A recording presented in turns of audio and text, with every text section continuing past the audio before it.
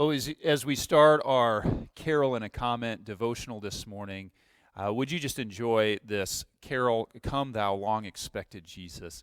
We have Lisa and Cindy singing it. I asked them early on, hey, could you record 5 carols? And we'll do a devotion around them. So for this Monday morning, the Monday before Christmas, here's our first carol, Come Thou Long Expected Jesus.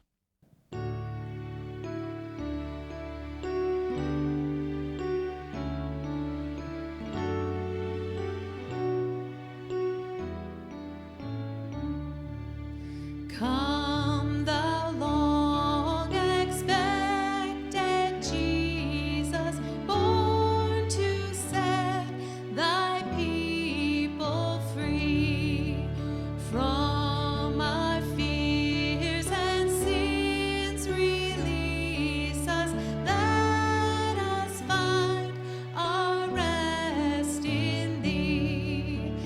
Israel's strength and consolation, hope of all the earth thou art, dear desire of every nation, joy of every longing heart. Born thy people to deliver, born a child and yet a king, born to reign in us forever. Now thy gracious kingdom bring, by thine own eternal Spirit, rule in all our hearts alone.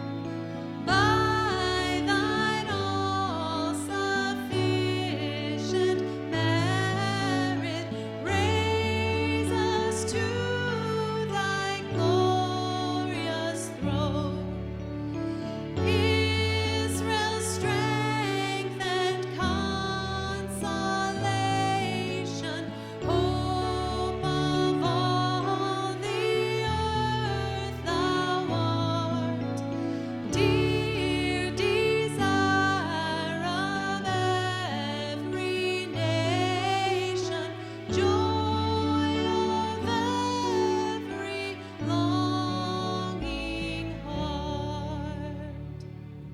What a fantastic carol. This carol was written by Charles Wesley in 1744. So you can imagine this was right before the Revolutionary War. And Charles Wesley was the brother of John Wesley, who started the Methodist movement. And between the two of them, they wrote about 8,000 hymns for the church. His songwriting played an important part in the birth of the Methodist movement. This song, Come Thou Long Expected Jesus, was in his Hymns of the Nativity of Our Lord in 1744. And it's the popular hymnal that was reprinted 20 times during his lifetime. One of the enduring strengths of this song is the fact that it doesn't retell the nativity story. Instead, it focuses on a hunger that we can all identify with. This song really is more an Advent song. It's a song of desiring and expecting Jesus to come and wanting to come.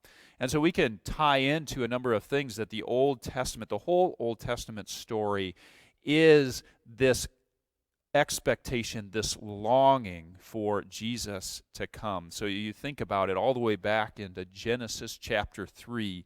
There's this longing right after Adam and Eve sinned. There's this longing for one, the seed of Eve, who would come and crush the serpent's head. There's the longing of Israel's salvation from slavery in Egypt, if you can remember that story, where the Israelites found themselves in Egypt for good reasons, but then the Pharaoh put them into slavery and they were under bondage. And so there was this longing to be freed from slavery. The Old Testament story also reminds us of the longing for Israel to return to God, because after they were saved from slavery and they entered into the promised land, the land that God gave them, then they would constantly enslave themselves to the gods of the land, their idols. And so there's this longing for Israel to return back to God. In the whole Old Testament story, there's this longing for the restoration of the kingdom after the exile. So that's part of the punishment, because they kept turning after other gods. God let them do that and experience the consequences of their actions. And so another nation took them over, Babylon, and they went into exile. But there was a promise that they would return back to Israel and the kingdom would be restored. So there's this longing for the kingdom to be restored. And then there's always God's promise for a Messiah, the king who would come in the line of David, to be that one who restores the kingdom. And whether we realize it or not, our hearts long for this same Jesus who would come and free this world from its bondage. Listen to what Revelation 5:9-10 says. And they sang a new song, saying, "Worthy are you to take the scroll and to open its seals, for you were slain, and by your blood you ransomed people for God from every tribe and language and people and nation, and you have made them a kingdom and priests to our God, and they shall reign on the earth." I'm also, that line right there in "Come Thou Long Expected Jesus," Charles Wesley makes an allusion to a quote when he says, a quote actually out of St. Augustine's Confession, when that line that says, "Our hearts are restless until we rest in you." That was a quote at the very end of Augustine's Confessions.